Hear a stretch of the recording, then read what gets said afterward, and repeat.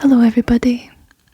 So today we are filming in mine and my husband's bedroom because I had to weigh up what was louder, my neighbour's television or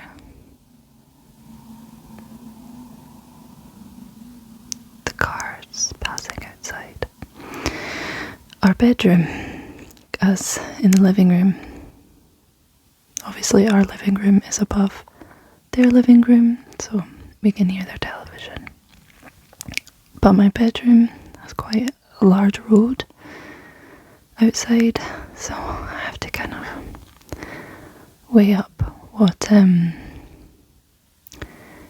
is perhaps easier to edit post-production and less annoying for you. But anyways, so we're in my bedroom today, and as you can see, it's pretty goth. So it'll be no surprise what this video is going to be about. One of my obsessions is horror movies. I have loved horror movies since I was too young to be watching them, and I love film in general. I studied film, and obviously I've not really done much with it. I thought that it would be nice to do just a ramble video about my journey with horror movies, how it all began, how my tastes have changed over the years. I'm 33 in May this year. We'll go through that a little bit, and then at the end I think I'll pick my top 5 horror movies. I'll try to and just ramble a little bit, so you don't really have to pay attention. You can just zone out a little bit. I'll timestamp the movies that I talk about, just so if you do fall asleep and you're interested in what I talk about, you can go back and have a look. While I discuss horror, I'm also going to do my makeup, because you can see that I am very spotty and pasty beautiful. So let's do a little bit of makeup at the same time. So I actually got a new foundation. I spoke a little bit about Revolution in my last makeup video, and I wanted to try their Skin Silk. I felt that the Estee Lauder is a little bit too cakey on my skin, so I wanted something a little bit dewier. It's nicer to go for that when you get a little bit older. So this is the Skin Silk, Revolution Skin Silk. My shade is F2 because I'm pale. So yeah, so anyways,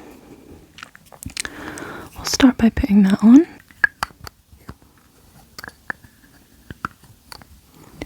Do a few lid sounds.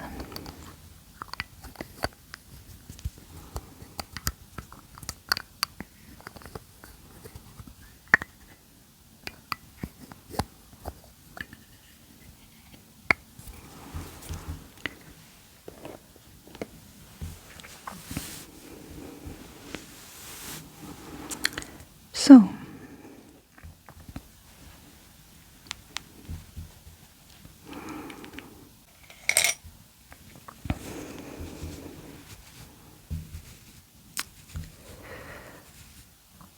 when I was 11,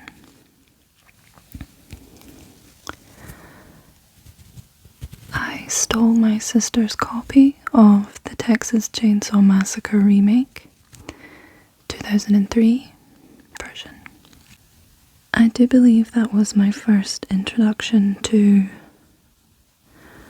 horror, where I probably sat down and watched. Well, tried to watch anyway. I knew about the original concept, of, you know, Leatherface. I think I could make it to the scene where Leatherface slams the door, which was a homage to the original. I now know, as I've seen the original now. But it was so terrifying to me, I had to turn it off. But every day I persevered till I could watch it. And so yeah, so that was my first introduction to horror. And the 2003 remake is directed by Marcus Nispel, who kind of specialises in remakes. Arguably not amazing remakes. Conan the Barbarian and Friday the 13th, which are not notable films, I don't think. I mean, depending on who you ask, I guess. Film is very subjective. And it stars Jessica Biel, who I loved in what was it called? The Sinner was a series that came out a few years ago. It was really good, and it got my husband and I obsessed with, I guess, Big Black Delta. Because there's a song that's very much part of the plot, and kind of, I'm not going to give it away because you watch it, but they're a great band. Anyway, check them out. So it stars Jessica Biel, and it kind of sticks to the original, but does, I guess it gives the basic idea of the original, but it does stray a little bit. But the basic premise of a group of young people, or maybe think they're going to a festival, I'm not sure. They end up in a house in the rural south of America, in the rural south of North America. They're kind of the stereotypical redneck vibe. So the thing I liked about this remake is the slight change in the hitchhiker scene. There's this epic, extremely disturbing scene where she shoots herself in the head, like through her mouth, and the camera travels from the front of the van, comes all the way back, so you see everybody in the van, so it comes through her head and out the back window. So it's a really cool shot. Really gory and awful and disturbing, but cool nonetheless, cinematically. I liked that this remake gave a little bit more of a backstory to Leatherface. Basically that he was born with a deformity, and his weirdo family decided that it'd be best just to completely isolate him from the world, out of fear of him being judged. I also got a new contour. It's the Camo Liquid Bronzer and Contour by e.l.f. And It's really good. It's in, does it have a shade? Fairlight. It's in Fairlight. So anyway, like a lot of modern horror, the movie was verging on torture porn a little bit. I do find a lot of more modern horror does go a little bit far with the gore sometimes. And if that's the kind of horror movies you like, that's fine. But you know, it gets a lot of hate because people are loyal to the original and faithful to the original, and I respect that. But for remake's sake, I do think it is good. I think it's well made and definitely scary. So, moving on to a film that, so I would have been about 13 when this came out. The Exorcism of Emily Rose. And this film really affected me for a long time. Possession films in general seem to kind of get me more than other kind of horror. Obviously now that I'm older, which happens a lot with people, you know, the more realistic things become more horrifying than supernatural elements. So, this film was directed by Scott Derrickson.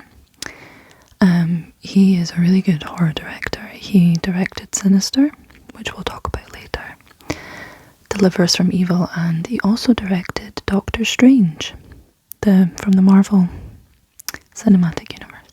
I think that came out in 2017, if I'm not mistaken. But that was a really good film. I enjoyed that, Doctor Strange. So it also stars Jennifer Carpenter, who you may know from the series Dexter, or like me, you may know her from White Chicks. Tina the Talking Dummy.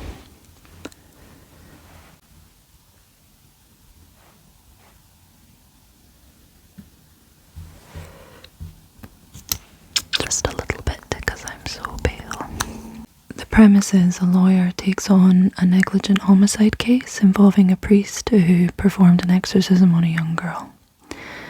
The lawyer is played by Laura Linney, who I love. Love her. It's loosely based on a real case that occurred in 1975 of Anneliese Michael.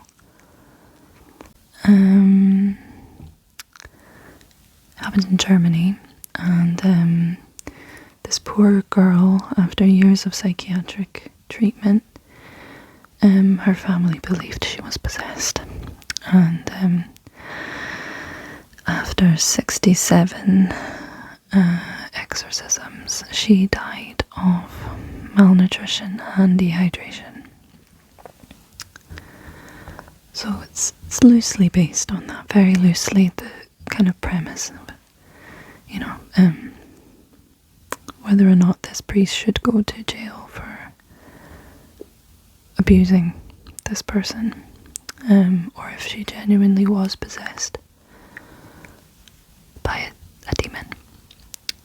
Anyway, in the film, there is a kind of, I guess it's a trope. I've seen it in a lot of other films that the demon or the devil will come to you at a specific time of night. And I think that 3 a.m. is the devil's hour. I've heard people talk about that before. It's either, I know that 12 a.m. midnight is the witching hour, but I think I've heard before that they say that 3 a.m. is when something to do with the devil. In this film, her possession, the main character's possession, occurred at 3 a.m. and it's a really intense possession scene. Jennifer Carpenter is a fantastic actress when it comes to horror specifically. She is very good at contorting herself and her facial expressions. She really goes for it. Kind of like Lily Rose Depp in the recent Nosferatu. The lawyer, Laura Linney, I don't know her name in the film, I can't remember, sorry. She is visited at 3 a.m. by some presence. You don't actually see anything, it's just the idea that she's been woken at 3 a.m. every night. And for 4 weeks, I woke up at 3 a.m. every single night because I was so terrified of this film that subconsciously my brain was waking me up at 3 a.m. every night. And yeah, so that went on for quite a while. And it genuinely messed me up for a long time. But it's a great film. And I do recommend it. It maybe doesn't hold up now. In the same year, 2005, The Descent came out. Was it the same year? Yes, it was the same year. The Descent, yes. Oh boy.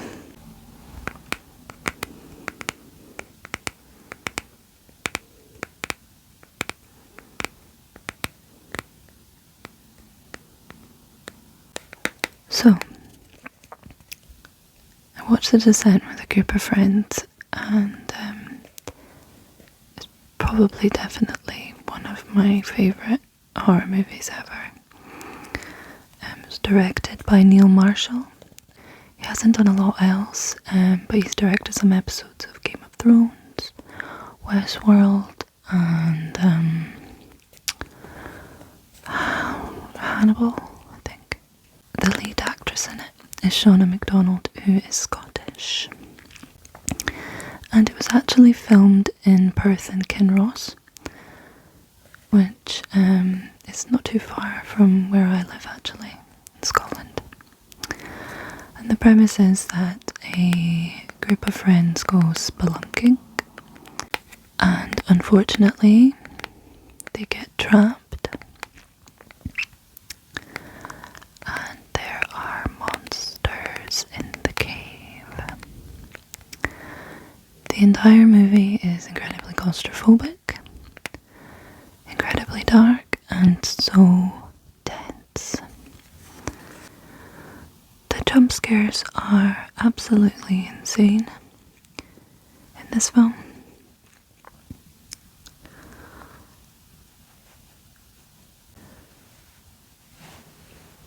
It's definitely some of the most effective jump scares I've ever seen.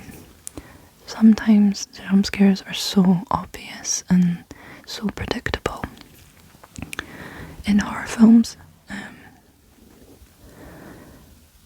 but the jump scares in The Descent never fail to make me shit my pants.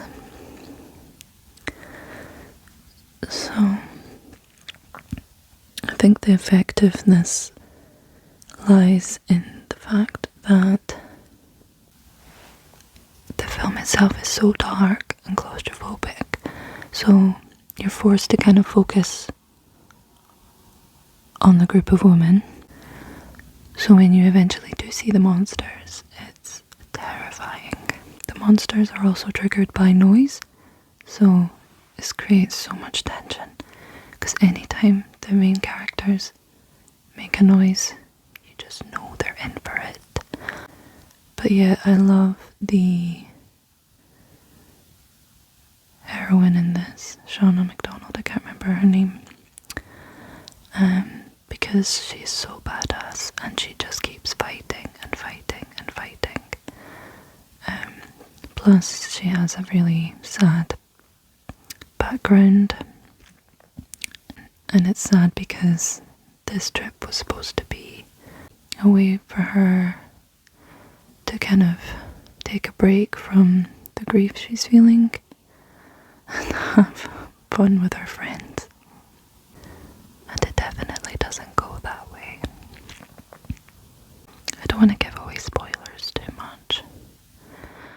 And lastly, for my sort of young teen experience with horrors, I'm going to talk about 28 Weeks Later, which is a 2007 sequel to 28 Days Later, which is directed by Danny Boyle with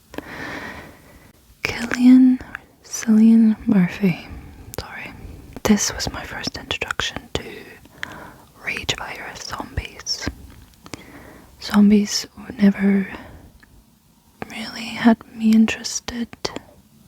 When it came to horror, I didn't enjoy the slow zombie. And this film was not directed by Danny Boyle. It was directed by Juan Carlos Fresnadillo.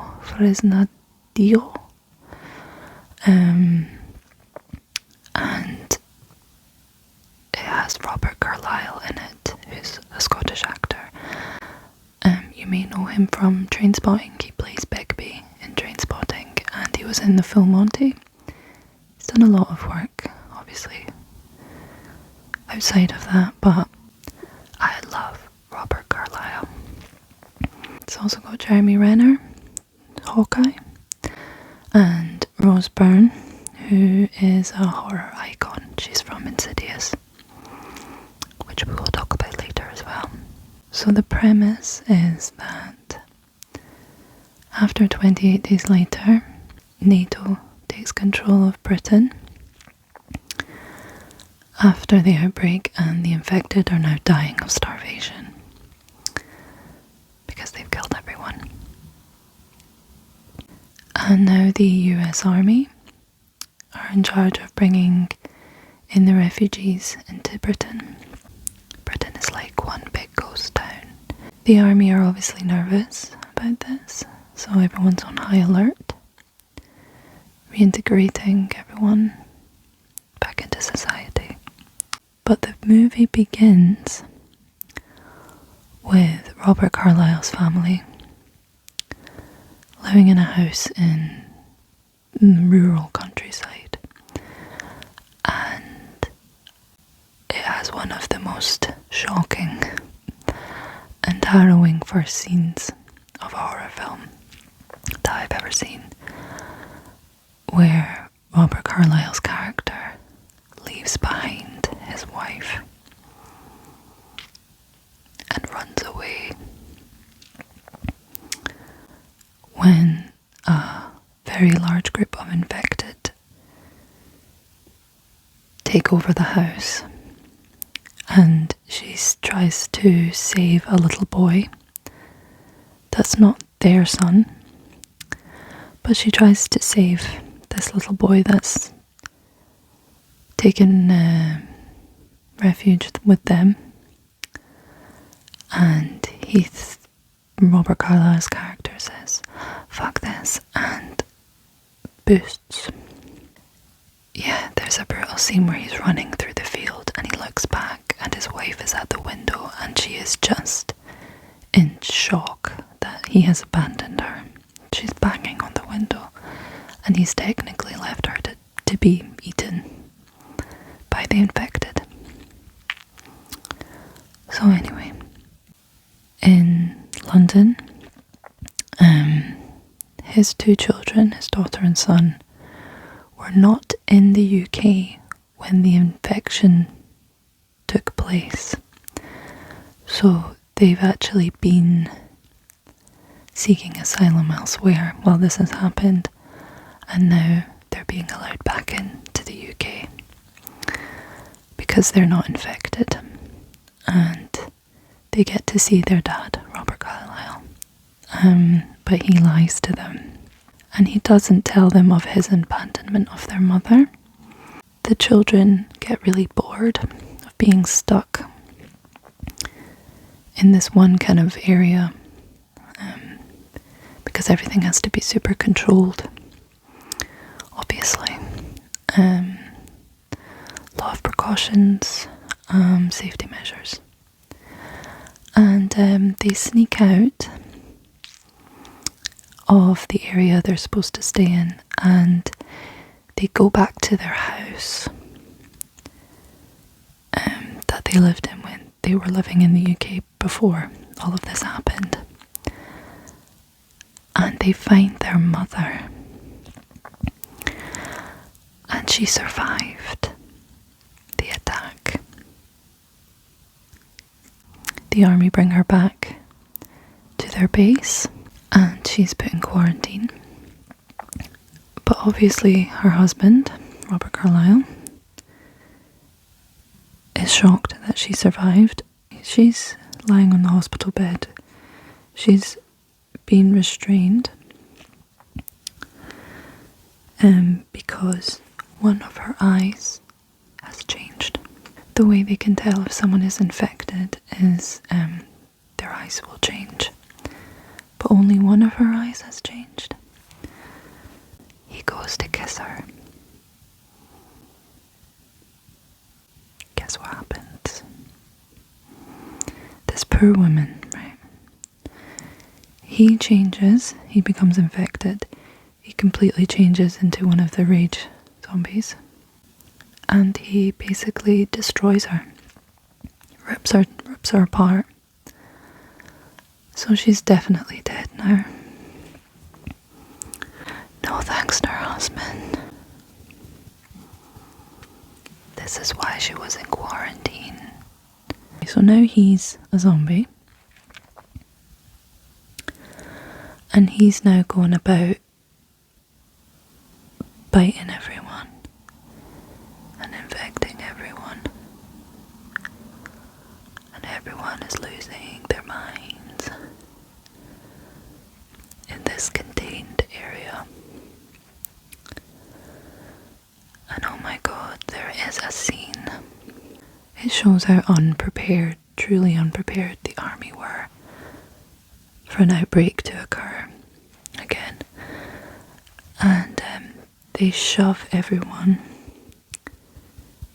I think it's in an underground car park, I'm not sure, but it's in an underground area. Don't know where Robert Carlyle's character is, because he's just roaming the corridors, just biting everyone. And he gets into this area, and they've locked them in this area. And he gets into that area and just... it's an all-you-can-eat buffet. There's hundreds of people in there and they're all being turned. So anyway, the rest of the film follows the children's escape from a now reinfected London, with Rose Byrne, who is a scientist. Not a scientist, she is an army medic. And Jeremy Renner's character, who is a sniper. So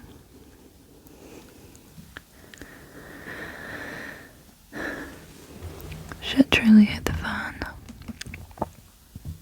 So yes, this film fueled my love for the rage virus zombies.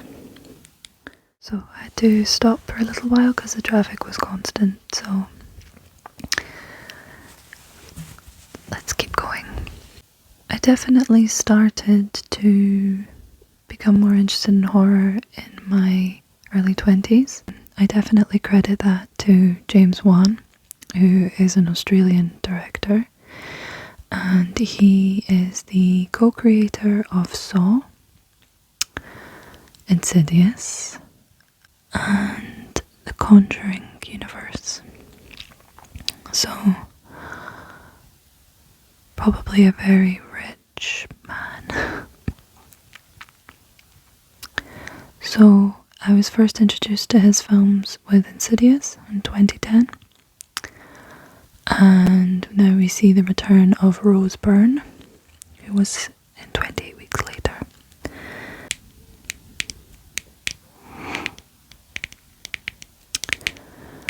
So Rose Byrne, along with Patrick Wilson, who almost becomes a muse for James Wan. He's in the majority of James Wan's films. They play a husband and wife who move into a new house with their children, their 3 children. where unfortunately their son falls into a coma after having a very bad fall, where subsequently a lot of supernatural events occur.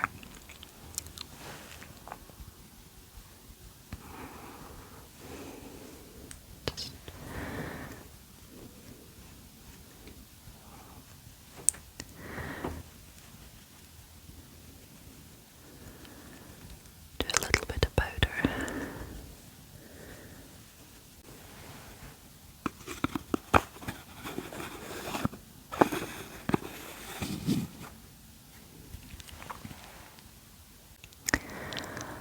So anyway, after a while, I think they move again. They employ a psychic, played by the iconic Lynn Shay. And her team try to communicate with the demonic entity to try and basically bring the boy back from this ghostly dimension. The red demon, that is part of one of the most brutal jump scares and probably one of the most prolific jump scares in horror movie history. I'm not going to show the picture, but if you watch horror you'll know what I mean, where he is suddenly behind Patrick Wilson's head. He is accompanied by a very creepy song called Tiptoe Through the Tulips by Tiny Tim. And it's this really high-pitched, annoying, really weird song. And it just adds to the whole weirdness of the film. But I do love the creature designs. The red demon and the old woman in the black veil. It's really effective, really creepy. Plays into kind of like a child-like fear that you may have.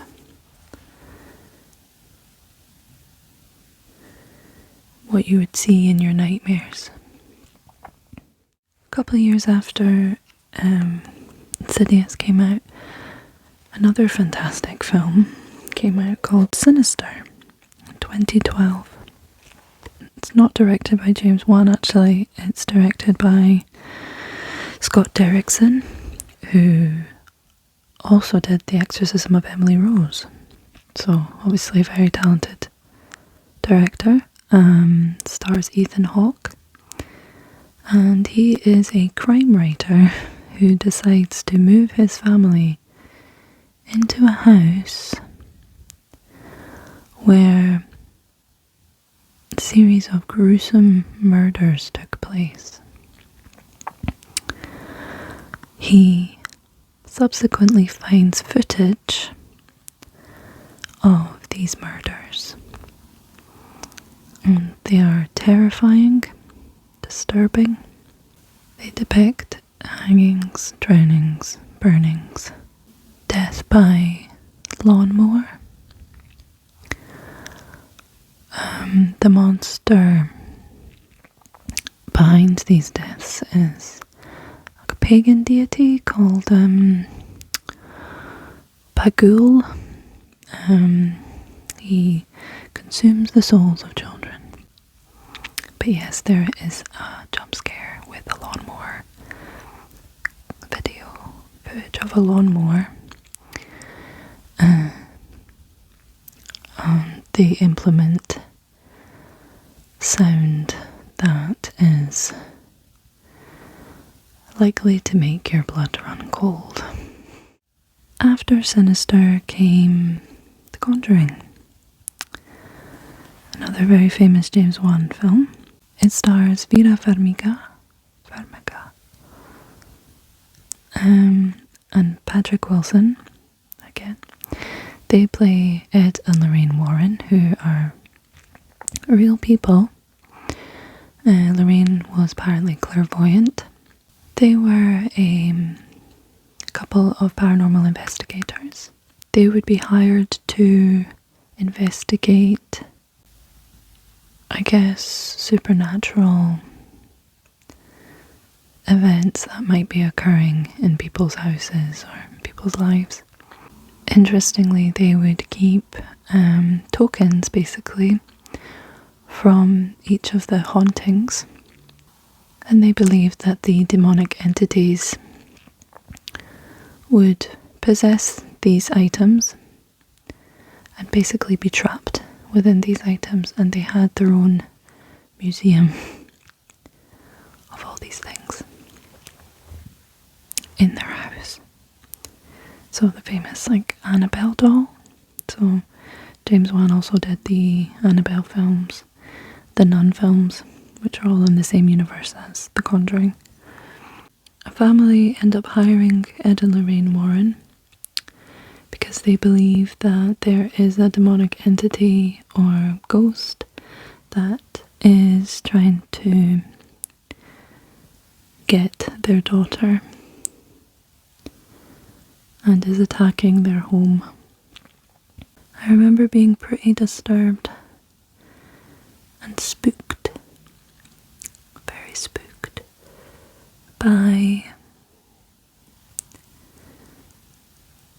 quite a lot of scenes in this film.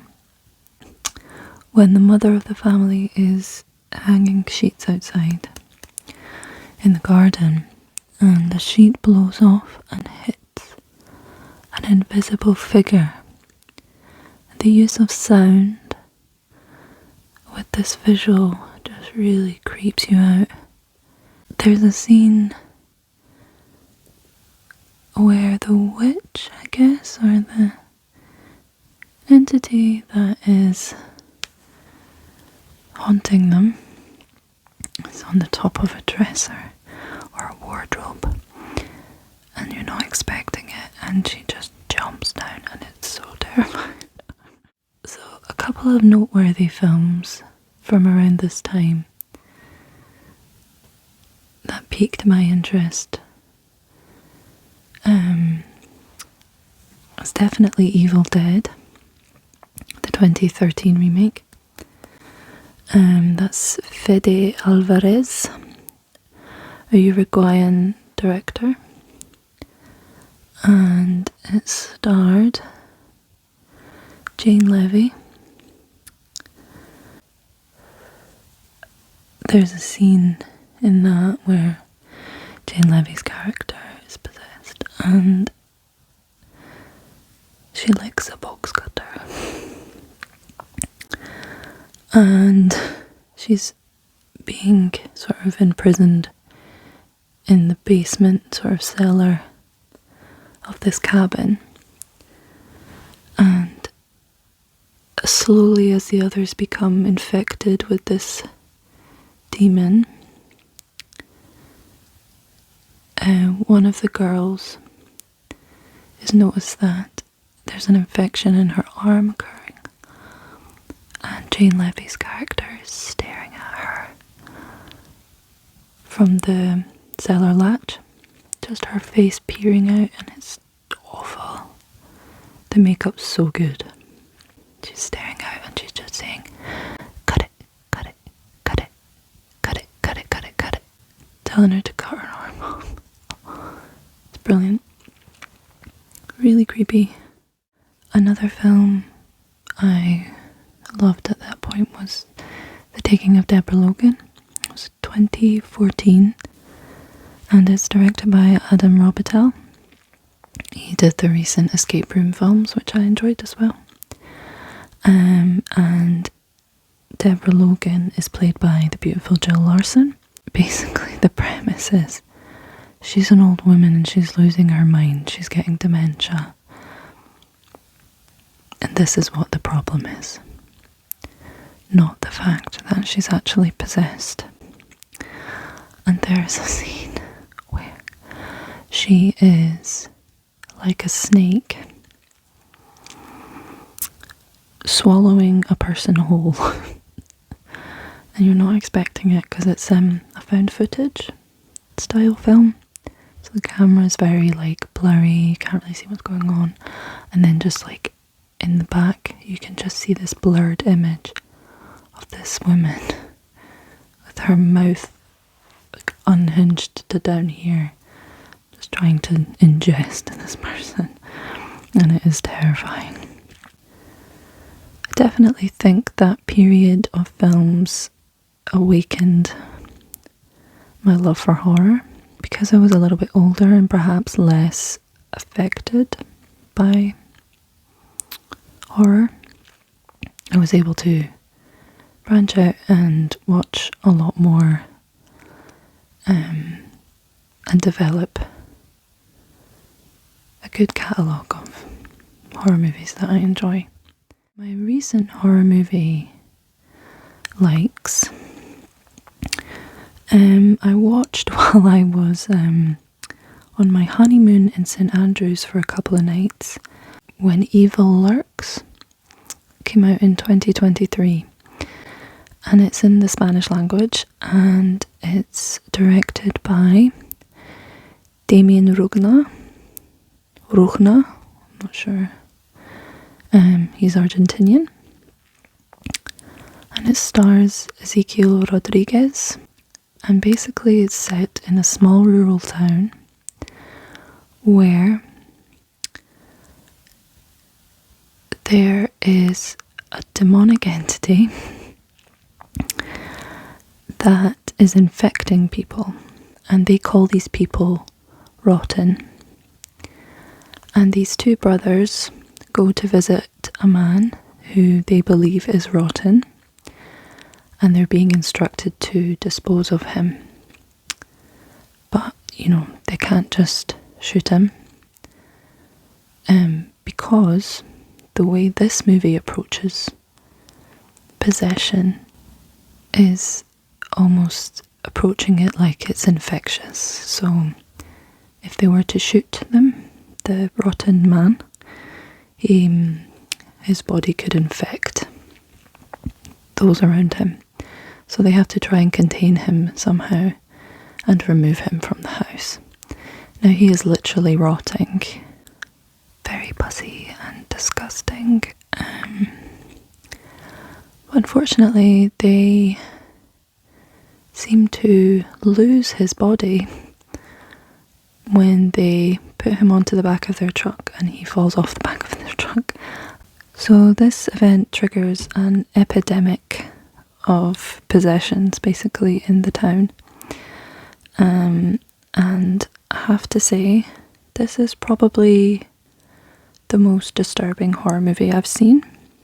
I don't go out of my way to watch disturbing horrors, so I don't have a lot of experience with disturbing horror, but this definitely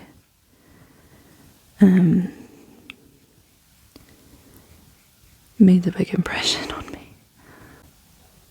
Just pop a little darker here.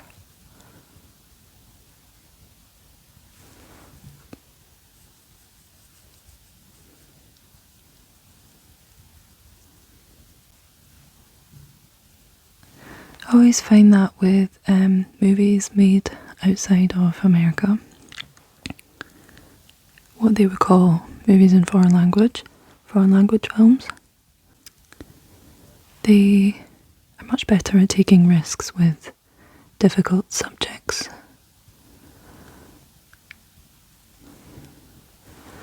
Perhaps because they're not as constrained by Hollywood execs. I just find it so funny that this is a movie I watched on my honeymoon.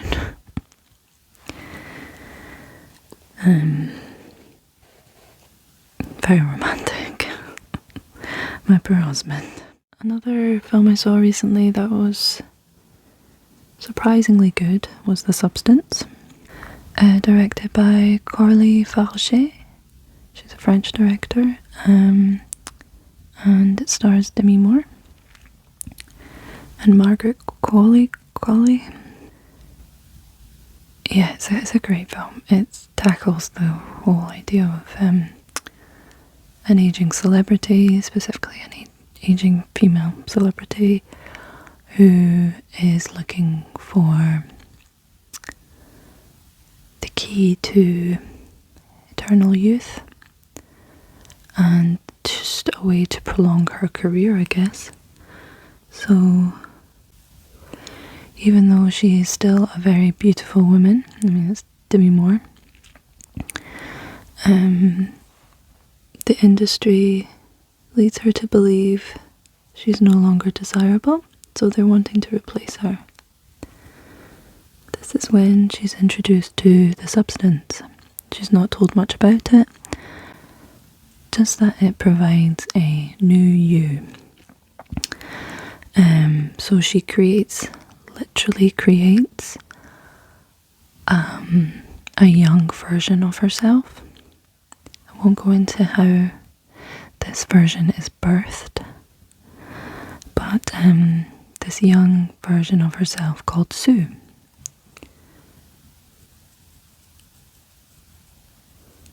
They are made to believe that they are the same person, but they have to live 1 week on, 1 week off. And there's this repeated notion of respecting the balance. So for 1 week, Demi Moore would, her character is called Elizabeth Sparkle. Her character would live for 1 week, then she would almost go to sleep, and then Sue would then live for 1 week, and then she would go to sleep, and then Elizabeth Sparkle would take over. So it's like 1 week on, 1 week off. The special effects are insane. They are so cool. I watched the behind the scenes of it, and this director is such a badass. She's so cool. There was barely any CGI used, and she really took the time to put together a really talented team of artists.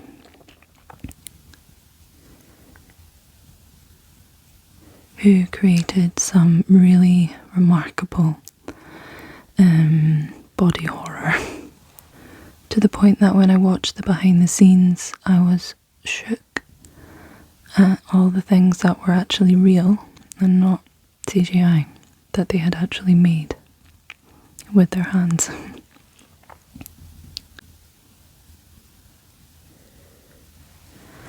I think that because of all the remakes and all the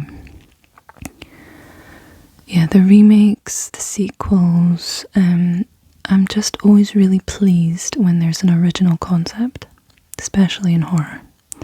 And this felt very original to me.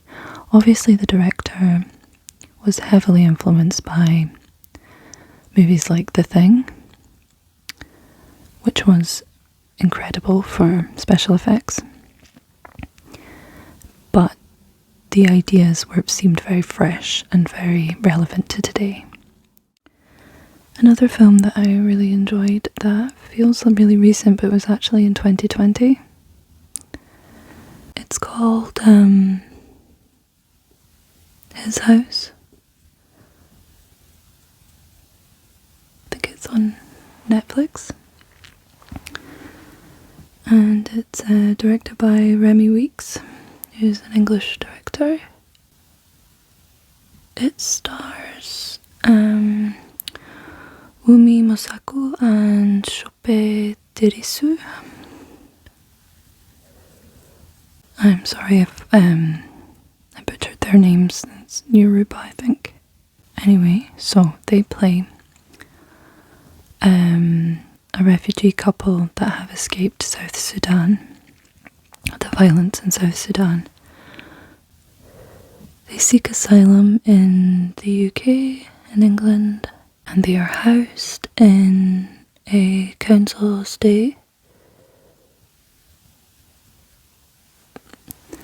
in a really, really run-down house. Like so many that come here for a new life, they do struggle to adjust to the culture differences, the racism.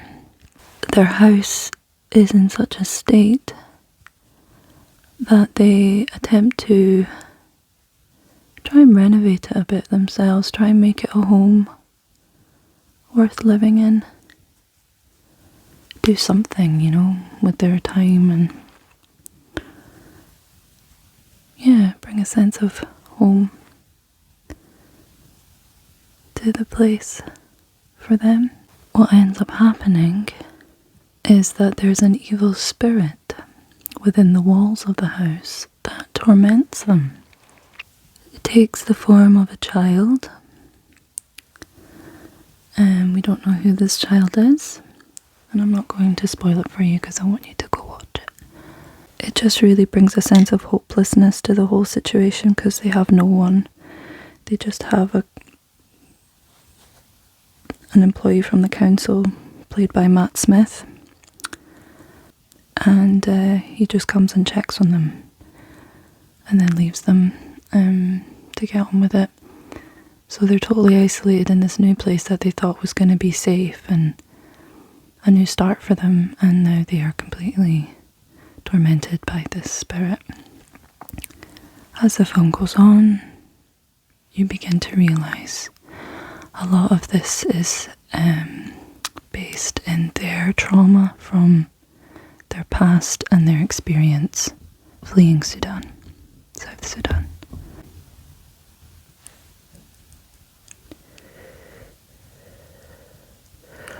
So, I'm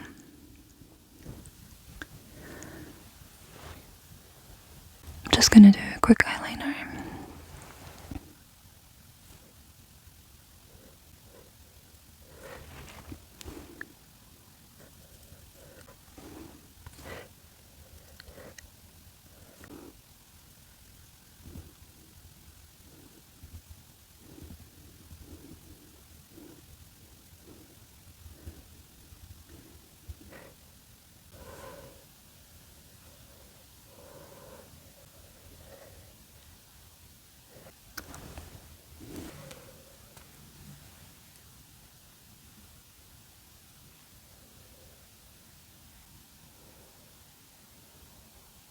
So I decided to go insane and do a really over-the-top smoky eye. I just was worried about time because I'm now going to go through my top 5 films and, top 5 horror films, which is going to be really tough, but I think I've got it down. I thought I was running out of time, so I just quickly finished my eye makeup and my brows. It's super intense, but it's okay.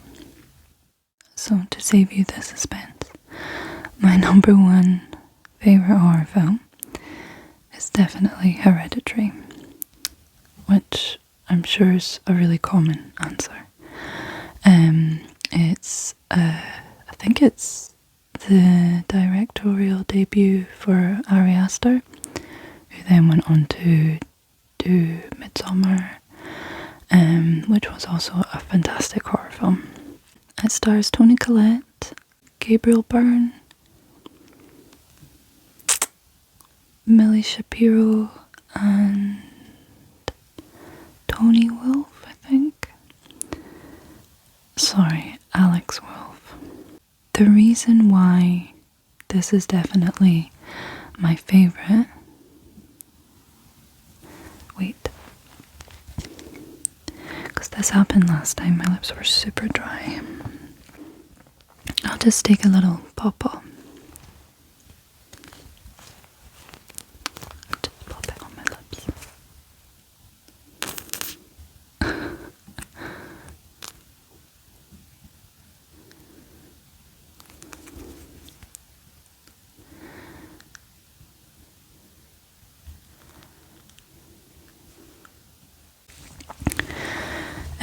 For Hereditary, I think it's probably the best acting I've seen in film in general.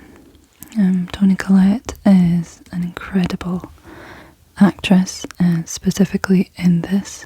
I find that with film as a whole, I tend to enjoy films that are good at portraying just raw human emotion. And with Hereditary, we're looking at a family who is experiencing unimaginable grief, loss, and guilt. It is another possession film, but that's almost secondary.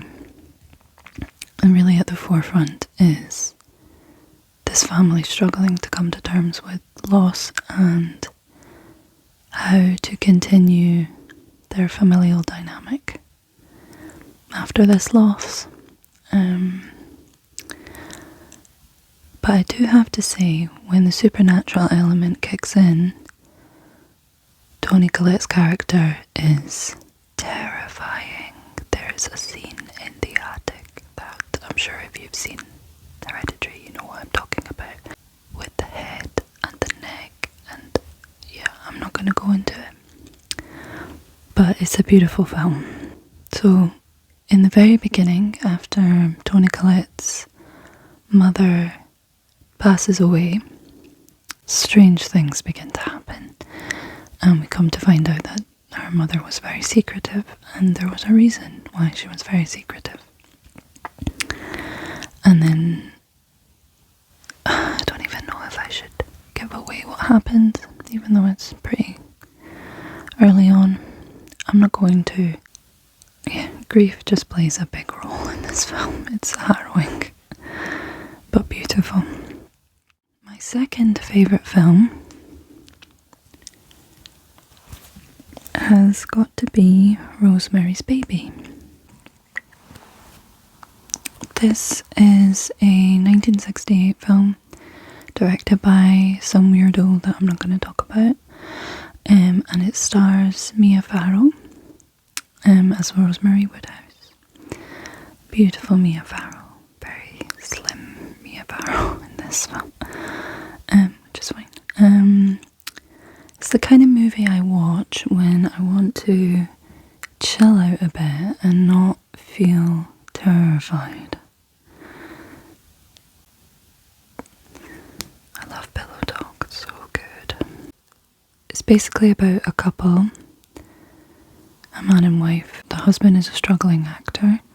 They buy a new apartment. Then they come to find out that they have some very eccentric neighbours called the Castevets. And Ruth Gordon, as Minnie Castevet, really steals the show in this. She is sensational. She plays this eccentric, nosy, overbearing, so forward, person in Rosemary's life. And she really puts herself upon Rosemary and her husband. And unfortunately, their tenant dies. She falls from a window. This provides an opportunity for Rosemary, her husband, and the Castevets to meet. They're invited over for dinner. They have a lovely time. Rosemary has a nightmare that she is being rewarded by a demon. And funnily enough, as time goes on, she finds out she's pregnant. But she thinks it's her husband's because he admits that he couldn't help himself one night when she was sleeping and he just did it with her. Okay, so suddenly now her husband is getting his dream role as an actor, and yeah, for Rosemary it feels like everything is good, it's all falling into place. She's pregnant, her husband has this dream job, but slowly over time the Castevets and her husband begin to isolate her from everybody that she knows, and Rosemary gets sicker and sicker. Let's do big juicy lips.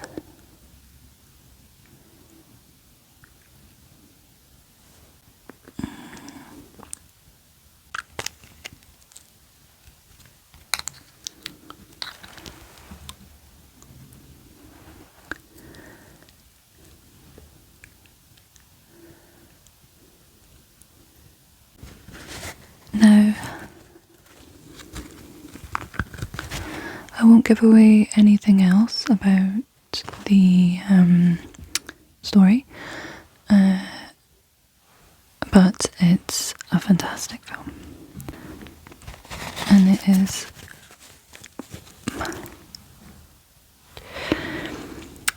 it's charming, and the cinematography is beautiful because it's just a different time and it has that charm, but also there's just this continuous eerie, creepy vibe throughout the whole film, and you don't even really see anything horrific, so I do recommend it for people who are maybe a little bit more sensitive to horror. It's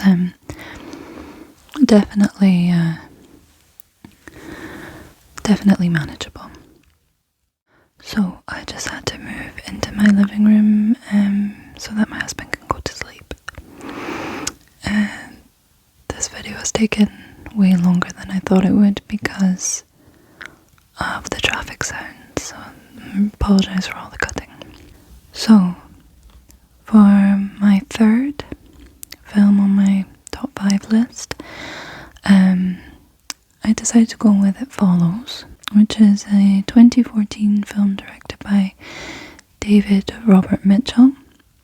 It's his breakout horror film, and it stars Micah Monroe. She was recently in the film Longlegs. She's very good in that, and she was very good in this. The premise of the film is that there is an evil force that is being passed on through sex. And once you are intimate with someone, death will follow you slowly by either a stranger or a friend, which only you can see. So the tension that builds from the fear of this character being followed by someone, and you're never sure if that person is real or not. So there'll be scenes where the characters are just sitting about and there's suddenly someone far away walking really slowly towards them, and sometimes you don't notice it straight away, and it's so effective at building the suspense. The plot sounds insane, but it's so good. The cinematography and the sound in this are incredible. There are some really disturbing jump scares, especially because the entity can take many different forms. So sometimes it will look quite horrifying, and what it can do to you is very horrifying. So I definitely recommend It Follows. My fourth film is The Babadook, which is a 2014 film directed by Jennifer Kent, who's an Australian filmmaker, and this is her debut feature film, and it stars Essie Davis, who's an Australian actress as well, and Noah Wiseman, who plays her son, her young boy. And it's really just a tale of a single mother who is really struggling with raising her son by herself. He is what you would call very difficult. He doesn't sleep. He is prone to a lot of meltdowns, and she's exhausted. But then they find a book on her son's bookshelf called the Babadook, and she decides one night to read it to him to help him go to sleep.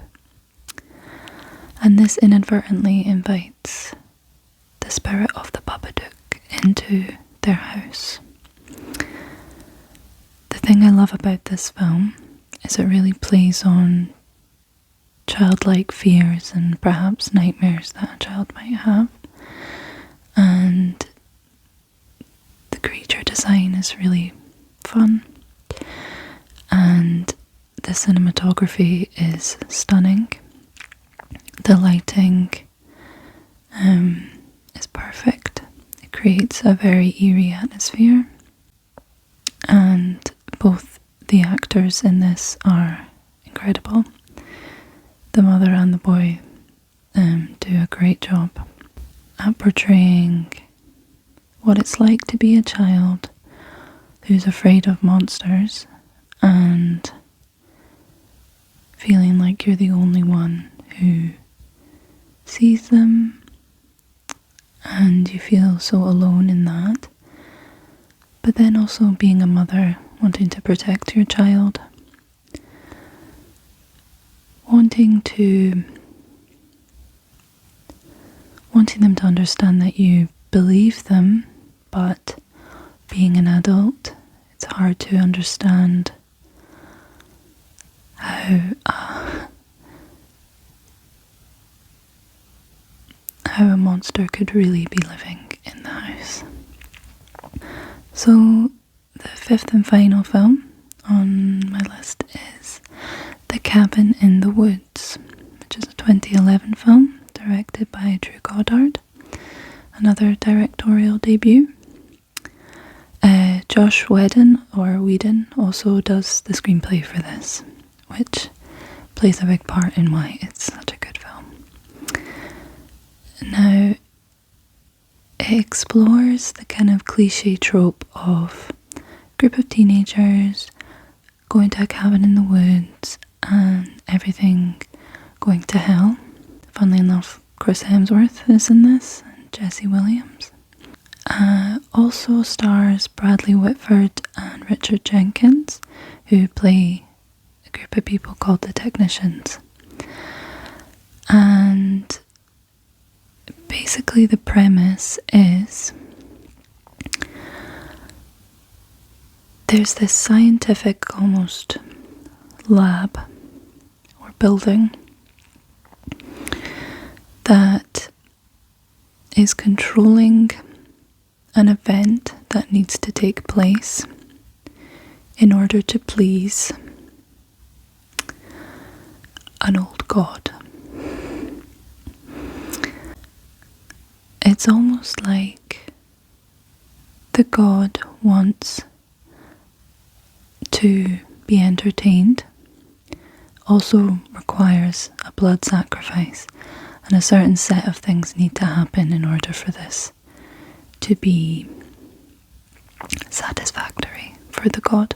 So the technicians are in charge of making sure that each character in the group adheres to a specific role, and they basically make it so that when the group of young teenagers or young adults go down into the basement of this cabin, they are met with a number of objects, and whatever object they pick triggers a specific type of monster to come to the surface and torment them and pick them off one by one. And I won't give anything else away about it, but it is a harrowing watch, but it is so funny. A lot to do with Bradley Whitford and Richard Jenkins' characters. So those are my top 5 films, horror films. And I know that a lot of these films will be very very mainstream, very kind of popular. Yeah, I mean, this is an extremely condensed list for me, but this video is super long anyway, so I don't want to ramble on much longer. I hope you enjoyed this video. It's a bit weird, makeup in horror films, but I thought I'd try something different, and I hope you found it relaxing and entertaining. Please comment your favourite horror films, if you have any, down below, and any recommendations you might have for me to watch. Please leave them down below. I love finding new films. But yeah, thank you so much for watching. If you liked this video, please leave a like and subscribe if you'd like to. I've been enjoying making these videos. It's obviously hard to film around sort of background noises, but I'm trying my best, so hopefully there's no crazy cuts in this video, but there probably will be. I'll say goodnight now, and I'll see you guys very soon.